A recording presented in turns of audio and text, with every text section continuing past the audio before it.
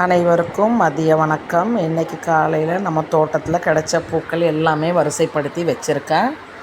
அப்படியே ரோஜா செடி கருகி போகிறதா, வாடி போகிறதா, தளிர் விடுகிறதா, மூணையுமே நம்ம செடியில் பார்த்துடலாங்க. இன்றைக்கி நம்ம கோடை வெயிலில் நம்ம செடிகளில் என்னென்ன தவறு நடந்திருக்கு, என்னென்ன வளர்ச்சி நடந்திருக்கு, என்னென்ன கருகி போயிருக்கு, இதெல்லாம் தாங்க இந்த வீடியோவில். நம்ம அதுக்கு என்ன கொடுக்கலாம், எப்படி அதை பராமரிக்கலாம் அப்படின்னு சொல்லி வாங்க வீடியோக்குள்ளே போகலாம். ஃபஸ்ட்டு சாம்பலுங்க, வரட்டி வாங்கிட்டு வந்தாச்சு. வேண்டாத காஞ்ச இலைகள், பேப்பர் எல்லாத்தையும் போட்டு அப்படியே சாம்பல் ஆக்கிட்டோம். அடுத்து மண், செம்மண், அதில் கொஞ்சம் வேப்பம் புண்ணாக்கு, அதுக்கப்புறம் கோகோபீட், அப்படியே மாட்டு எரு, கொஞ்சம் சாம்பல்.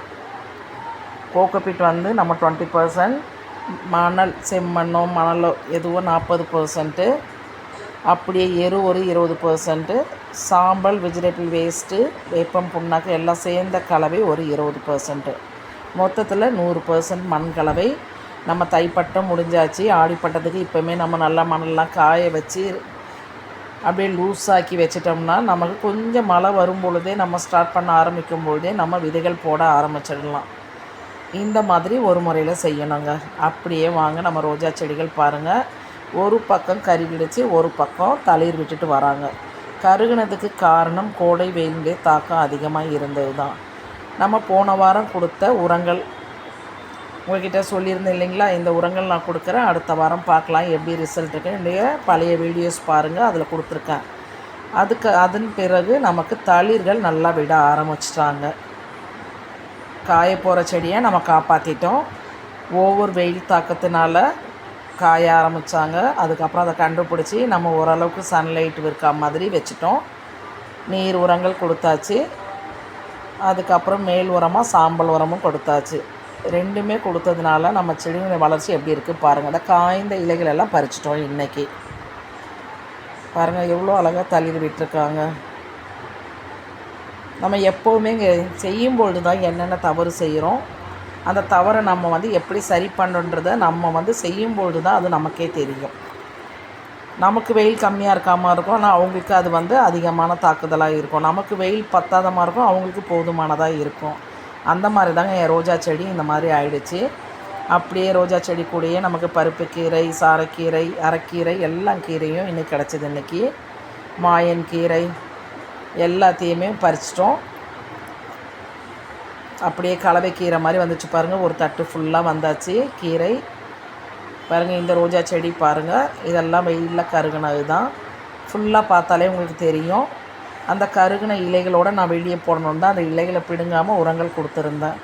அப்படியே பாருங்கள், உரங்களுக்கு பிறகு தளிர் பாருங்கள் கீழே எவ்வளோ ஃப்ரெஷ்ஷாக வந்திருக்காங்கன்னு. என்ன ஒன்று ஒரு 2-3 செடியே விட்டுட்டாங்க, காஞ்சி போயிடுச்சு.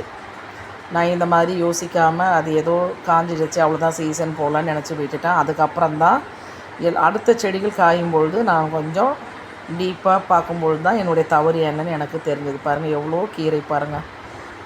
நம்ம ரோஜா தொட்டியில் இருந்த கீரைகள் தாங்க, எல்லா தொட்டிலையும் தானாக முளைச்ச கீரைகள் தான். மொத்தம் ஒரு 14 தொட்டிக்கிட்டே இருந்தது, எல்லாத்துலேயுமே தானாக முளைச்சது. அதையும் நம்ம இன்றைக்கி எடுத்துட்டோம். அப்போ நம்ம ரோஜா செடிகளுடைய வளர்ச்சி இன்னும் அதிகமாகும். சீக்கிரம் நம்ம ரோஜா தோட்டத்தில் பூக்கள் வருவாங்க. நம்ம வெயிட் பண்ணலாம் பூக்களை பார்க்குறதுக்கு. அதை மட்டும்தாங்க கொஞ்சம் கேர்லெஸ்ஸாக விட்டேன். மற்ற எல்லா செடிகளையுமே பூக்கள் கொடுக்குறாங்க.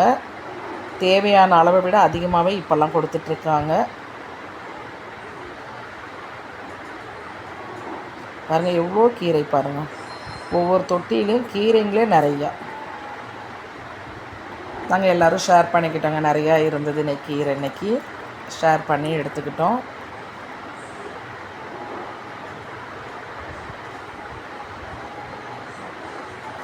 அடுத்து புதினா கீரை இருந்தாங்க, அவங்களே இன்றைக்கி பறிச்சிட்டோம். சரி வெயிலுக்கு அவங்களும் கொஞ்சம் வாடுற மாதிரி இருந்தது, கொஞ்சம் புத்துணர்ச்சி குறைவாக இருந்தது. சரி நம்ம பறிச்சுட்டு நம்ம உரங்கள் கொடுக்கும்பொழுது அவங்களும் அடுத்த அறுவடைக்கு ரெடி ஆகிறதுக்கு வாய்ப்பு நிறையா இருக்குது.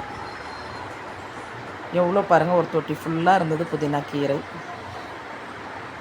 அதிலே ஒரு செம்பருத்தி செடி வச்சுருக்கேன், கீழெல்லாம் புதினா கீரை அப்படியே வச்சுருக்கேன். ஒரு கிளை தாங்க வச்சேன், அவ்வளோ தளிர் வந்தாச்சு.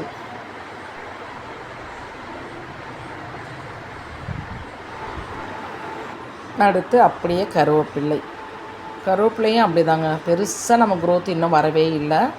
ஆனால் இந்த மாதிரி குட்டி குட்டியாக நமக்கு தேவையான அளவு கருவேப்பிலை கிடச்சிட்டே இருக்குது. அதையும் கொஞ்சம் மண் கலவையெல்லாம் கொஞ்சம் கிளறி விட்டு கொஞ்சம் உரங்கள் கொடுத்து பார்க்கணும். அதிலே காஸ்மோஸ் செடி நல்லா வந்துட்டு இருந்ததுங்க. அப்படியே வெயில் தாங்காமல் அவங்களும் இலைகள் கருக ஆரம்பிச்சிட்டாங்க. அவங்கள அப்படியே பிடுங்கி போட்டுடலான்னு சொல்லி அவங்களையும் அப்படியே பண்ணிகிட்ருக்கேன் நான்.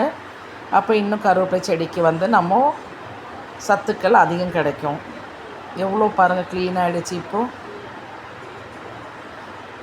காஸ்மோஸ் செடி ஒரு செடியே அவ்வளோ பெருசு இருந்தது. இந்த வெயிலுக்கு நம்ம காஞ்சி போன செடிகள் அப்படியே நான் சொல்கிறேங்க. காஸ்மோஸ் காஞ்சிடுச்சு, மேரிகோல்டு காஞ்சிட்டாங்க, ஆஸ்டர் பூக்கள் காஞ்சிட்டாங்க,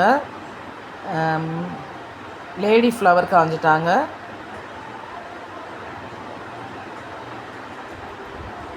எல்லாமே வேரோட பால்சம் செடி. நான் இவ்வளோ ஆசைப்பட்டு ஒரு பிடிச்ச கலரை வாங்கிட்டு வந்தாங்க.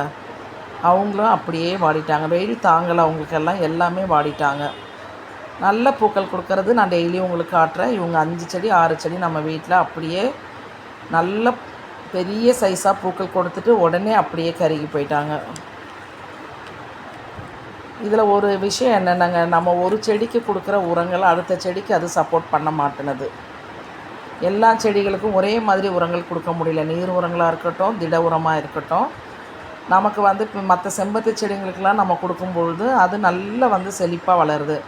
அதே வந்து நம்ம நீர் உரங்களை நம்ம பால்சம் செடிங்களுக்கு கொடுக்கும் பொழுது வேரல்கள் நோய் வந்துடுது. நம்ம அதெல்லாம் கொஞ்சம் பார்த்து தாங்க கொடுக்கணும். இதெல்லாம் இப்போ என்னுடைய அனுபவத்தில் நான் பார்த்தது. அதே மாதிரி நம்ம பவள மல்லி நல்லா தளிர்கள் வந்துட்டாங்க, பூக்கள் கொடுத்துட்ருக்காங்க. இப்போ நான் எல்லா செடிகளுக்குங்க ஒவ்வொரு கைப்பிடி அளவு சாம்பல் உரம் போடுறேன். இந்த தடவை நான் எறும்பு பவுடர் கூட மிக்ஸ் பண்ணலை, வெறும் சாம்பல் மட்டும்தான் போட்டுட்ருக்கேன் நான்.